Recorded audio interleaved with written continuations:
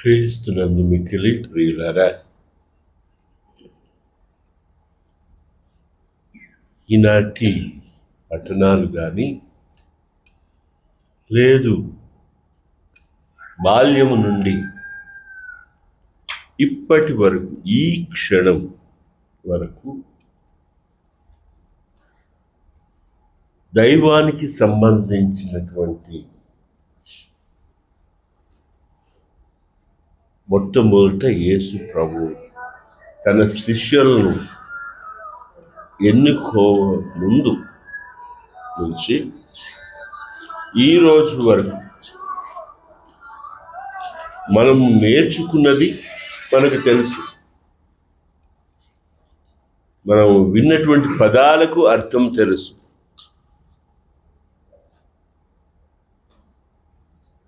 మనం చేసేటువంటి క్రియలకు కూడా మనకి అర్థం తెలుసు. అయితే అర్థం తెలిసినటువంటి పదాలకు కానీ ఆ నేర్పించినటువంటి విషయాలు కానీ ఈ రోజున మన లేదంటే నా జీవితంలో ఎటువంటి ప్రాముఖ్యత కలిగి ఉన్నాయి? ఈ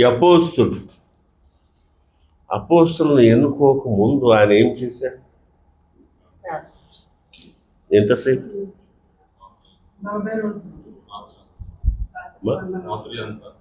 రాత్రి అంతా అంటే 12 గంటలు. 12 గంటలు ఆయన ప్రార్థించాడు. అయితే ఊహిస్తే ఆయన ఏం ప్రార్థించి ఉంటాడు? ఊహకు అందనంత ప్రార్థన ఏదన్నా చేశాడా?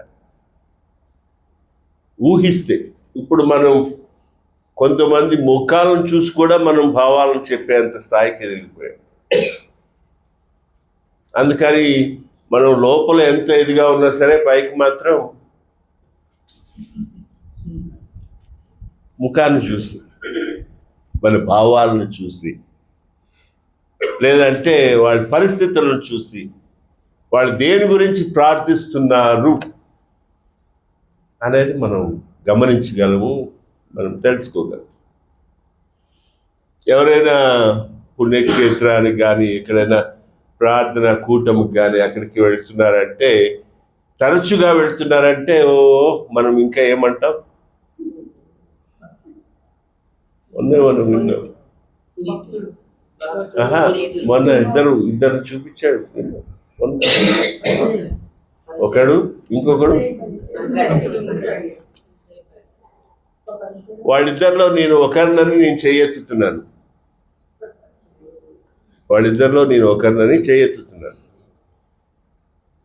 మీరెవరెత్తరా?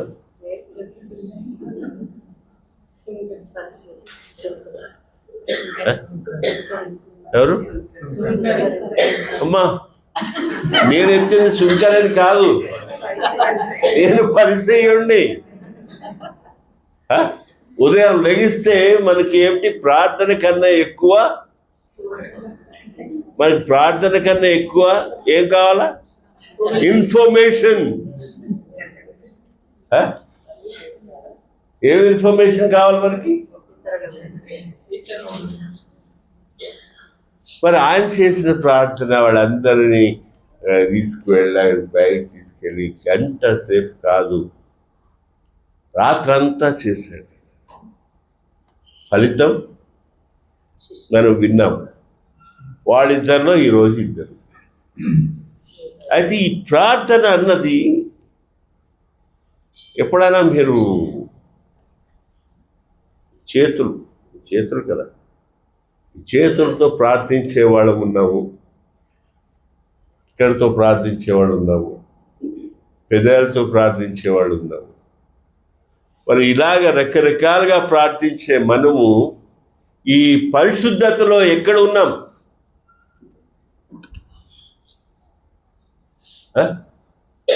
పరిశుద్ధతలో ఎక్కడున్నాం?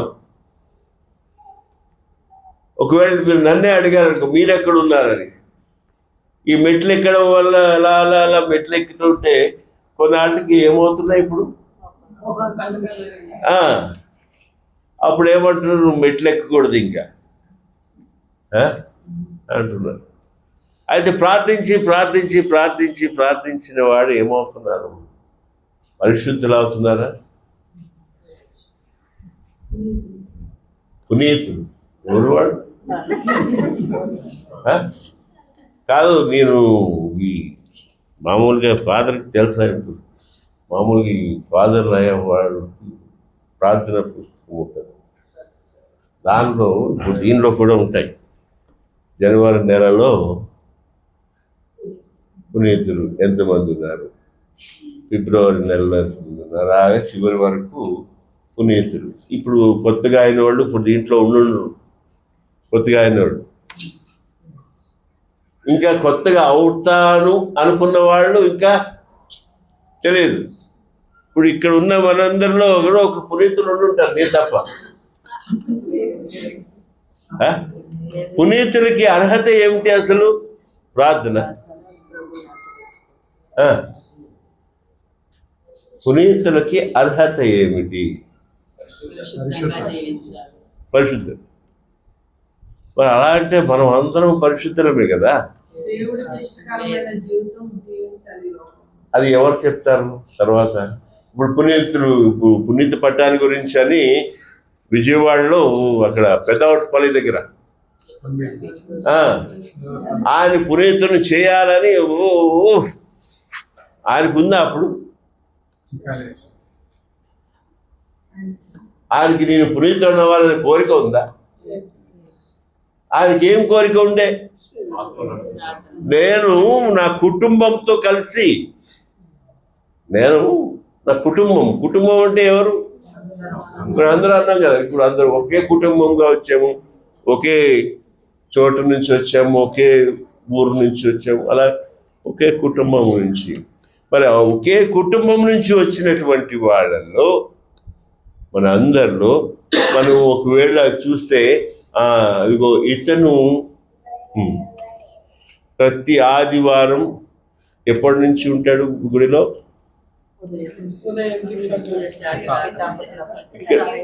ఒకసారి పితాపుత్ర వేయండి మనం.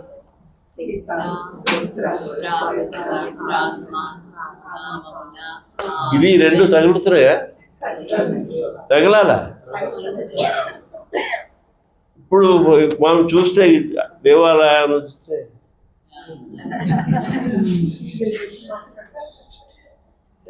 ఈ రోజు వరకు మరి పరిశుద్ధులేనా? ఎవరు నేర్పిస్తారు వాళ్ళకి?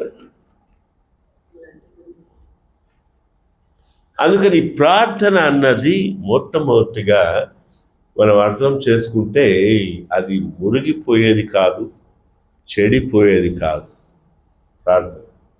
మరి అలాంటి చెడిపోనిది, మురిగిపోని ప్రార్థనకి నేను ఎందుకు ఎక్కువ సమయం ఇవ్వలేకపోతున్నాను? నేను నా కుటుంబం కలిసి ప్రార్థిస్తామన్నప్పుడు నేను నా కుటుంబం కలిసి ఎంతసేపు నేను ప్రార్థిస్తున్నాను? అసలు ఈ ప్రార్థన వల్ల నాకు ఒరిగేదేంటి? ఇప్పుడు ఆయన అంతసేపు తన తండ్రితో మాట్లాడాడు, అవసరమా?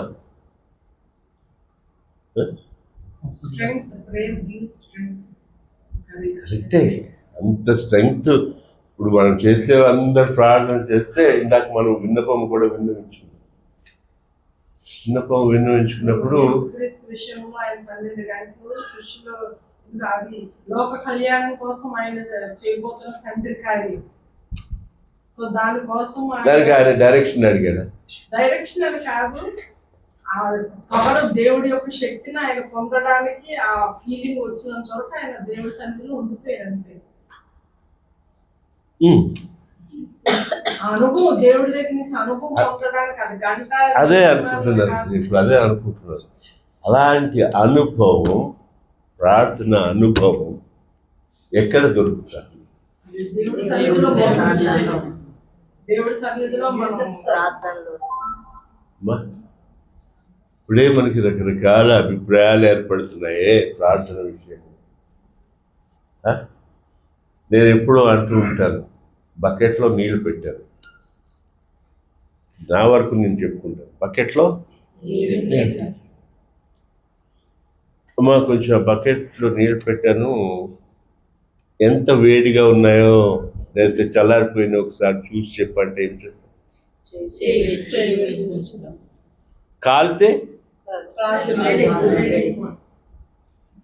కాలుతుందా లేదా అని కూడా మనకి ముందే తెలిసిపోతుంది కదా. పొగలు వస్తూ ఉంటాయి, పై పొగలు వస్తూ ఉంటే నేను పెట్టను, ఓ బాగా వేడుకున్నా, ముందే చెప్పాను పెట్టకుండానే.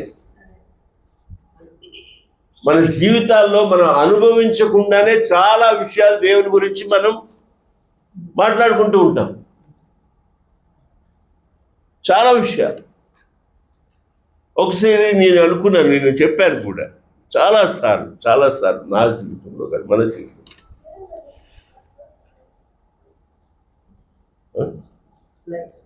ఫ్యాన్,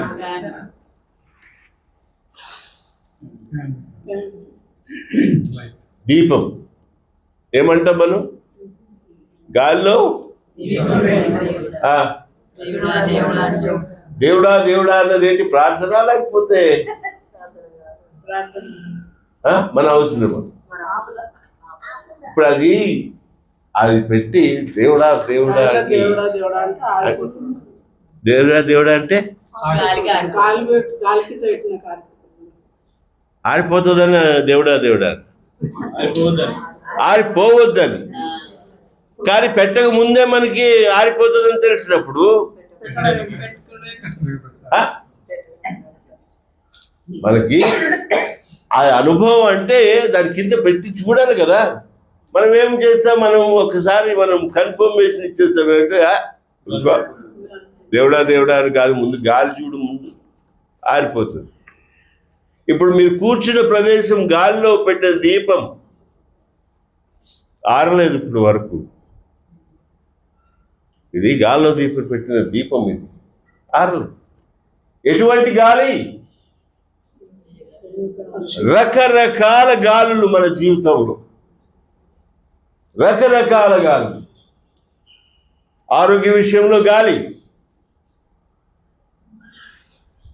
ధనం విషయంలో గాలి, అప్పుల విషయంలో గాలి, బాధ్యతల విషయంలో గాలి, ఇంకా ఆరోగ్య విషయంలో, పిల్లల విషయంలో గాలి, ప్రవర్తన విషయంలో గాలి, సందేహాల గాలి. ఇప్పుడు ఉన్న గాలులు ఎలా ఉన్నాయి? ఈ గాలి, సందేహాల గాలి, అతిపెద్ద గాలి. ఇప్పుడు మరి అప్పుడు ఈ ప్రార్థన ఏమైపోతుంది? ఈ ప్రార్థన గాలికి ఇక్కడ ఆయన చేసిన ప్రార్థన గురించి నేను అడుగుతున్నాను, నేను అడుగుతున్నాను నా సమయం, నా ప్రార్థన సమయం ఎంత? విశ్వాసంతో ప్రార్థన వ్యర్థం, విశ్వాసంతో చేస్తే ఏదైనా జరుగుతుంది. అయితే మనం ఈ మాట చెప్తాం విశ్వాసం అని, అది ఎక్కడ వాడాలి? అది మనం మన జీవితంలోనే వాడాలి. విశ్వాసం అన్న పదం ఎక్కడ వాడాలి? నమ్మకం అనే విషయం ఎక్కడ వాడాలి? విశ్వాసము నమ్మకము ఒకటేనా? మీరే వేరు. విశ్వాసం వేరు, నమ్మకం వేరు. విశ్వాసం వేరు, నమ్మకం వేరు ఎట్లా అవుతుంది?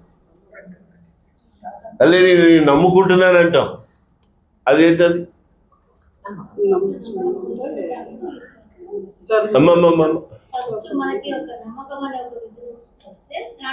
దాని నుంచి విశ్వాసం పెరుగుతుంది. మళ్ళీ ప్రార్థనే. నమ్మకం జరిగితే జరుగుతుందా, లేదు లేకపోతే విశ్వాసం జరుగుతుంది. నమ్మకం అనేది నీకు నాకు మధ్య ఉన్నటువంటి పదం. వస్తానన్నాను, నేను వస్తానన్నాడు అని నమ్ముతున్నా. చేస్తానన్నాడు, వాగ్దానాలు. ఏంటి వాగ్దానాలు? మీరు ఎందు నా యందు నెరవేర్చాడు ఆయన ప్రార్థన ద్వారా. ఎన్ని వాగ్దానాలు నెరవేర్చాడు, దానికి ఎంతగా తిరిగి నేను కృతజ్ఞత చెప్పాను. ఇప్పుడు ఇక్కడ చాలా మంది, ఇప్పుడు మీరు వెళ్ళే ఉంటారు ఎక్కడెక్కడంటే పెద్ద పెద్ద ఈ ప్రార్థనా కూటాలకి. నేను కూడా, నన్ను ఒకసారి ఒక గురువు ఫాదర్ గ్రీన్వే అని ఉండే, విల్హెల్ ఫాదర్, అప్పుడు ఆయన చాలా చాలా చాలా ఎప్పుడో ఆయన 20 సంవత్సరాలప్పుడు ఇండియాకు వచ్చి 85 తర్వాత వెళ్ళాడు. ఆయనకి వెళ్ళడం ఇష్టం లేదు కానీ వెళ్ళాడు. ఆయన చెప్తుండే నాతోటి ఒకప్పుడు, నువ్వు పోటాకి పోవాలా, పోయి అక్కడ ఏం జరుగుతుందో చూసి రావాలా, అందరూ పోటా పోటా పోటా అంటారు, ఏం జరుగుతుంది వెళ్ళి చూసి రాదు అంటే సరే వెళ్తానని చెప్పి పోయా. పోతే మన ఇక్కడ విచారణ అప్పుడప్పుడే మొదలైంది. అక్కడ ఉన్నది ఇక్కడ ఉన్నది ఏమిటి అని మొదట చూశాను. అక్కడ ఉన్నది మనం ముందు, ఇప్పుడు దీనిలో పదాలు కొన్ని మార్చారు బాగా. ఏమిటంటే నిన్ను, అతడు, ఈ పదాలు. నువ్వు దేవుణ్ణి నిన్ను అంటావా? పదాలు మార్చు. ఒకప్పుడు ఉన్న పదాలు ఇప్పుడు కొంచెం మారు. ఒకప్పుడు ఉన్నటువంటి విశ్వాసం ఇప్పుడు మారే. అందుకని ఏమంటారు, మీరున్న కాలంలో ఉన్న విశ్వాసం వేరు, ఇప్పుడు మేమున్న దాంట్లో మాకు విశ్వాసం కాదు.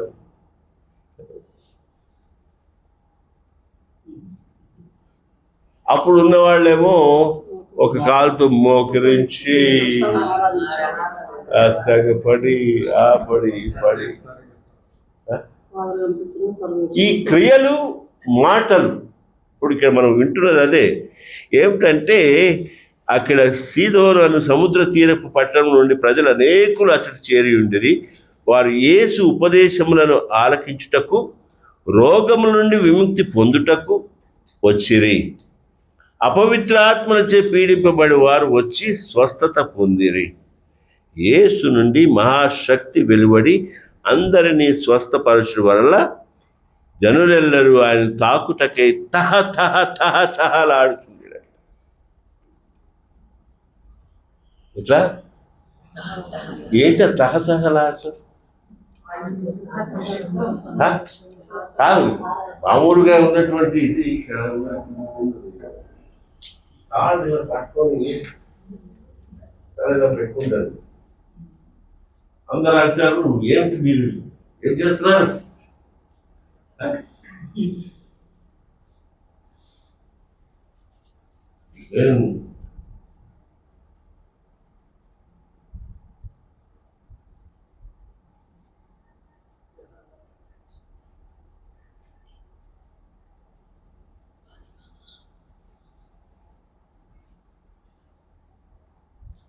ఇచ్చిన స్వరూపం నన్ను పెద్ద ప్రమాదం నుండి కాపాడు. ఆనాటి నుంచి ఈనాటి వాడు ఒక 10 సంవత్సరాలు అయిపోయింది. అప్పటి నుంచి పీఠం మీదే ఒక గురువు వచ్చి అన్నాడు, ఏం ఫాదర్ పెట్టారు, ఏం గారిని పీఠం మీద పెట్టారు, నీకు నచ్చలేదా? ఏదో పెట్టకూడదు కదా. నేను వెళ్ళి అమ్మ ఒళ్ళో పడుకోవచ్చు కానీ అమ్మ వచ్చి నా ఒళ్ళో పడుకోవడం కదా. కాబట్టి మన క్రియలు తహతహలాడేటువంటి క్రియలుగా ఉండాలి. మనం ఎవరిని చూసినా సరే ఈ వ్యక్తికి దైవం అంటే చాలా చాలా చాలా ఎవరు మనం ఎవరైనా చెప్తారంత అంటాలాటం కాదు, చెప్పకుండానే వాళ్ళు గ్రహించుకునేలాగా. ఇదిగో ఇప్పుడు మనం విన్నవి ఈ భక్తి కీర్తనలో వారి స్వరము భూమి అంతటా వ్యాపించిందంట. ఎలా వ్యాపించింది స్వరం? కాదు, ఎలా వ్యాపించింది?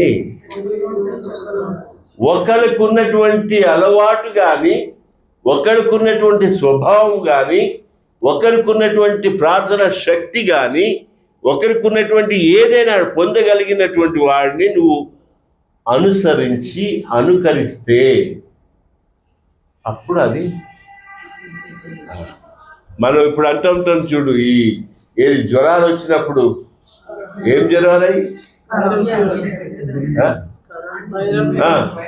వైరల్, ఆ అంటువ్యాధి పోయింది కానీ ఇప్పుడు మన గురించి వైరల్ అవుతున్నాయంటే చాలా ఎక్కడెక్కడో యాక్సిడెంట్ ఏంటంటే వైరల్, ఎవరన్నా ఇది అయిపోయిందంటే వైరల్.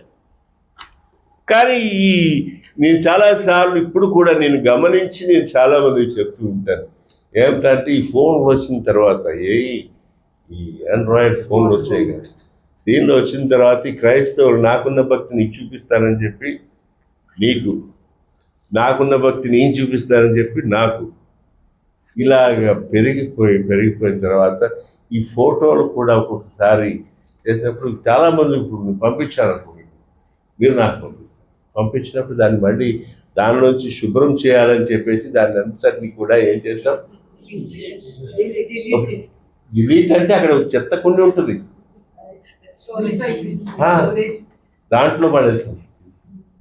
అది యేసు ప్రభు ముఖమన్నా దాని ముఖం అప్పుడు నేను అందుకని చాలాసార్లు నేను అనుకున్నాను, పడనేటువంటి వాళ్ళు లేదంటే చూసి కొంతసేపు ప్రార్థించుకునేలాగా వాక్యం నేను పంపకుండా వాక్యానికి పిండి ఆ జ్యూస్ అంటాం చూడు, ఏది రసం, ఆ రసాన్ని నేను ఇవ్వగలిగితే అప్పుడు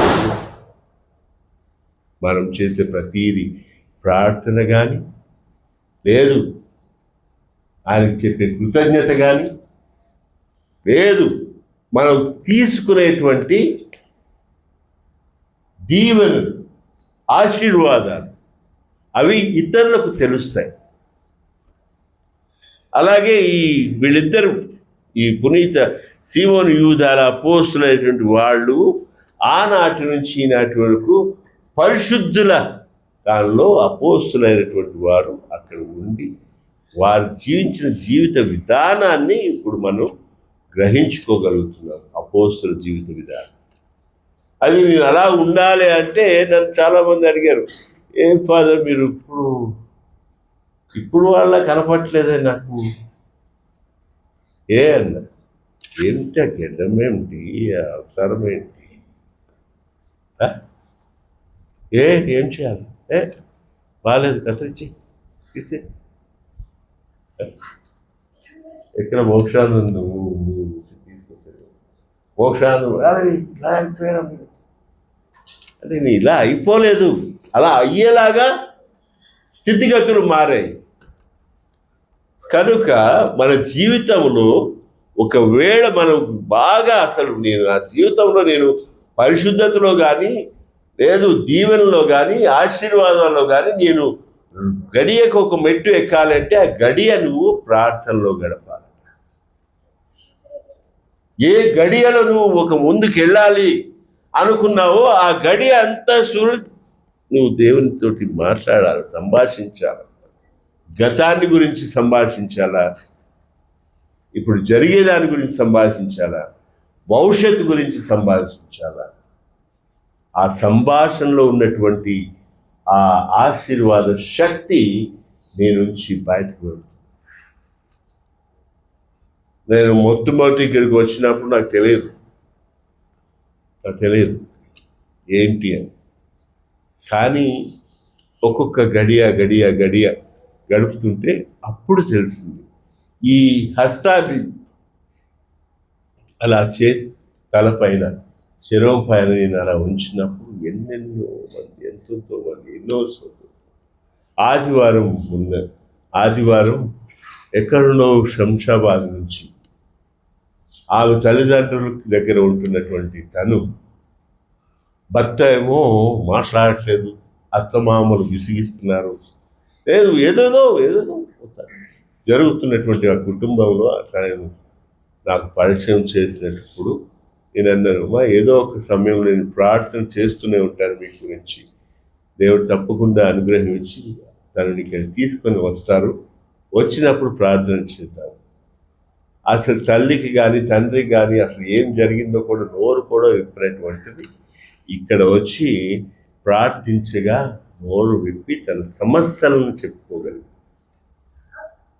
తన సమస్యలు ఎందుకు నీ నోరు విప్పట్లేదు అనేది చెప్పగలిగి. నేను ధైర్యంగా ఉండు అంటే, మీకు ఈ 3 విషయాలు మీరు ఎప్పుడైనా గమనించారా మీ జీవితంలో? ఏమిటా 3 విషయాలు? సందేహం ఎప్పుడైనా గమనించారా మీ జీవితంలో? సందేహం ఎలా ఉంటుందండి? సందేహం ఏదైనా పని చేసే ముందు చెయ్యాలా వద్దా దేవుడు సందేహం వస్తుంది, ప్రతి పనికి సందేహం వస్తుంది. మరి ఈయన రాత్రంతా అక్కడ గడిపినప్పుడు ఆయన జీవితంలో అక్కడ ఆయన సందేహాలు ఏమైనా వచ్చినాయి అంటారా? శిష్యులు ఎన్నుకోవడంలో కానీ ఎప్పుడైనా సందేహం వచ్చినప్పుడే మనం దేవుడి దగ్గర ఆయన సూచక క్రియ కోసం మరి ఆయన అంటాడు, నేను అది చూశాను, అది ఆ ఫోటో చాలా అద్భుతమైన ఫోటో. ఒక కొండ దగ్గర ఒక ఆమెకు చిన్న బాలుడు, చిన్న దాన్ని ఇచ్చి ఆ బాలుడు కనిపించలేదు. ఆ చిత్రపటాన్ని ఆమెకి ఇచ్చి, ఆమె చాలా పెద్ద టీచర్ మన స్కూల్లోనే బెంగళూరులో. ఆమె కనిపించకుండా వెళ్ళిపోయాడు. అబ్బాయి ఆ టీచర్ వాళ్ళ అన్న వచ్చి అక్కడ వీచి ఇప్పుడు కూడా ఉన్నాడు అక్కడ. అయితే ఆమె అన్నకే తమ్ముడికో ఎవరికి చెప్పుకోలేదు. ఇక్కడ మూల కూర్చున్న నాకు చెప్పింది ఆమె, ఇదిగో ఫాదర్ ఇది నాకు ఇలా ఇచ్చి. నేనేం చేయను అంటే, మీరు తీసుకొని వెళ్ళి ఒక 5,000 ముఖ చిత్రపటాలను వేయించి ఎవరికన్నా ఇవ్వండి. ఇస్తే దానికి ఆయన ఖర్చు నేను ఇస్తాను. నేను నన్ను ఖర్చు వద్దులేని ముందు చెప్పమని 5,000 వేసి ఇస్తే అది తిరిగి మీరు ఎక్కడ ఇచ్చారో వాళ్ళు తెలియదు, తిరిగి నా దగ్గరికి రావాలి. అది తిరిగి తిరిగి తిరిగి తిరిగి నా దగ్గరికి రావాలి. వచ్చిన క్షణంలో నేను అప్పుడు చెప్తాను ఏమనంటే, ఇది నేను ఒక గురువుకి ఇచ్చాను. ఆ గురువు నిస్సందేహంగాను, నిశ్చింతగాను, నిర్భయంగాను దేవుడు చెప్పినటువంటి కార్యాన్ని చేశాడు అని నేను చెప్తాను. ప్రతి చిన్న విషయంలోనూ కూడా, ఏ విషయంలోనే సందేహం వచ్చే ముందు మనం అనుకోవాలి, నాకు ఎటువంటి సందేహం లేకుండా నిస్సందేహంగా నేను ముందుకు వెళ్ళాలి. అలాగే నిర్భయంగా జీవించాలి. ఎందుకంటే ఎన్నిసార్లు చెప్పుంటాడు ఆయన, భయపడకు భయపడకు భయపడకు భయపడకు. మరి మనకెందుకు ఇంత భయం? సందేహించుకు అన్నాడు, మనకి సందేహం. నిర్భయంగా ఉండమన్నాడు, భయం. తర్వాత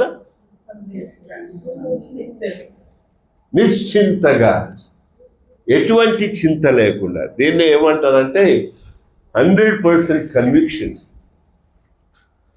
100% కాన్ఫిడెన్స్, 100% కరేజ్. అప్పుడు నీలో నాలో ఏమి ఏర్పడుతుంది? ఎంత విశ్వాసం ఏర్పడుతుంది?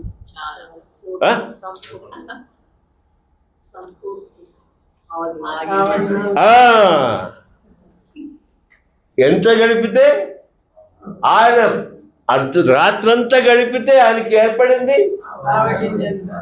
అప్పుడు ఆయన ఏమన్నాడు? జరుగునుగాక అంటే జరుగుతున్నారు. మరి దాని గురించి మనం ఎప్పుడైనా ప్రయత్నం చేసామా? అలా చేస్తుంటే ఈ పాటికి ప్రతి ఒక్కళ్ళము కూడా అపోస్తుల కన్నా మించిన సువార్థికులు అయ్యేవాడు. వాళ్ళు చెప్పారు కదా, వాళ్ళు చెప్పారు, వాళ్ళు చేస్తున్నారు కదా. మొన్న ఒకసారి నాకు ఇక్కడికి మన విచారణ అవుతుంది, గాగిలాపూర్. ఎంతమందికి తెలుసు గాగిలాపూర్?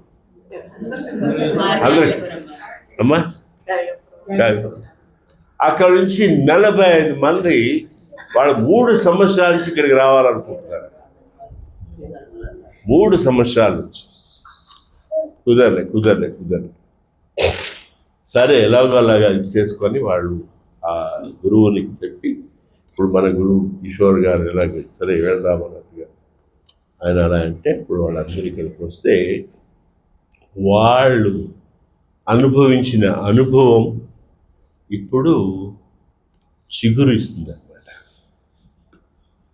కారణం మనం ఇక్కడ వేడుకున్న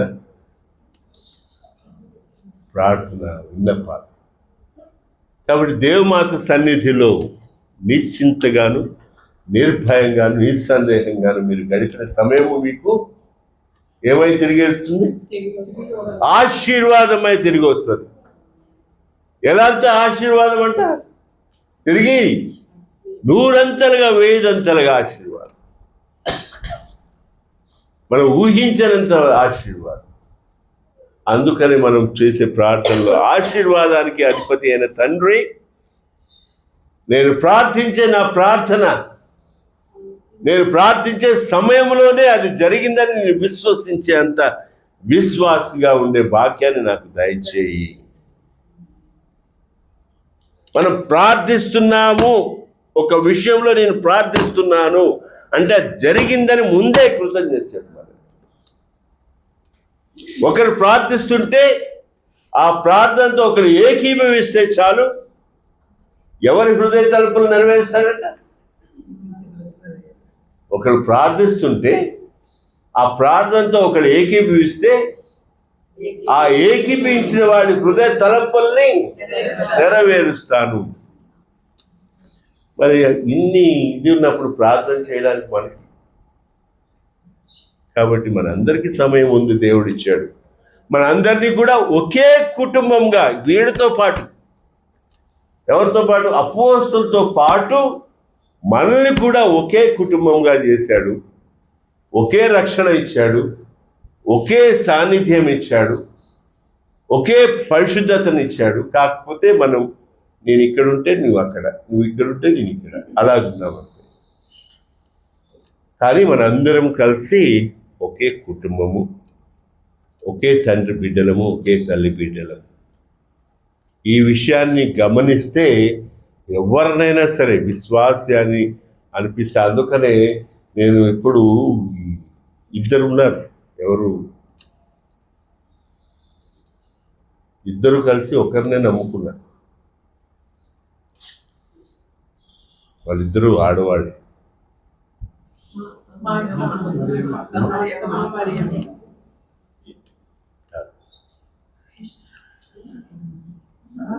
ఇద్దరికి కూడా ఒకే కోరిక కోరుకున్నారు.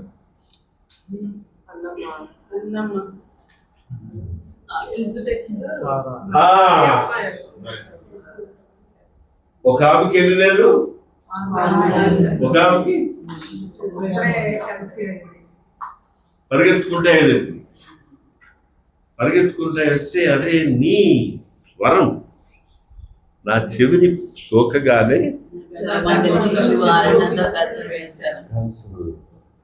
ఒక విశ్వాసి ఇంకొక విశ్వాస కుటుంబంకి వెళ్తే ఈ అనుభవం కావాలి.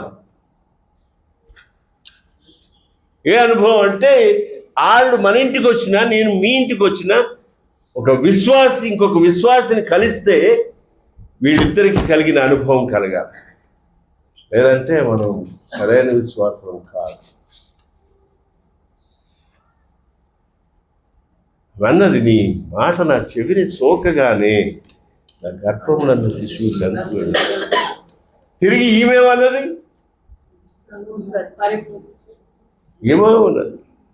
మహోన్నతుడు సర్వేశ్వరుడు రాయడలా గొప్ప కార్యాలు చేశాడు. ఆయన నామము మహాపరిశుద్ధమైనది, మహాపవిత్రమైనది. అది విశ్వాసం. వాళ్ళు సాధించుకున్నారు, మనకి మాతృకగా నిలిచారు. ఈరోజు ఈ బలిపీఠం చెంత చేరిన మనందరం కూడా అటువంటి అనుభవాన్ని కలిగి ఆ దేవునికి కృతజ్ఞతాస్తుతులు చెల్లించుకుంటూ గడియ గడియకి మనం ప్రార్థన చేసుకుంటూ మన గురించే కాకుండా ఇతరుల అవసరాలు గుర్తించి వాళ్ళు అడగకపోయినా ప్రార్థించేటువంటి విశ్వాసం కావాలి. ఎవరు అడిగితే ప్రార్థన చేయడం కాదు, అడగక ముందే వాళ్ళ అవసరతను గుర్తించి వాళ్ళ గురించి ప్రార్థిస్తే దాని బహుమానం తిరిగి నీకు 100 5 దేవుడు ఇస్తాడు. కాబట్టి ఈరోజు నీ అపోస్తులే కాదు, ఎంతోమంది ప్రార్థనా పరులు ఆ దేవుని సన్నిధిలో నిత్యము ఆయన్ని స్తుతిస్తున్నారు. అలాగే మన ఆత్మలు కూడా ఆ దేవుని సన్నిధికి చేరినప్పుడు నిత్యము ఆయన స్తుతించే వారిలో నన్ను మీరు, మిమ్మల్ని నేను చూడగలిగేటువంటి వాక్యం ఈ బలిపీఠం ద్వారా, శరీరకాల ద్వారా దేవుడు మనందరికీ దయచేయాలని ప్రార్థన చేసుకుందాం. ఆమేన్.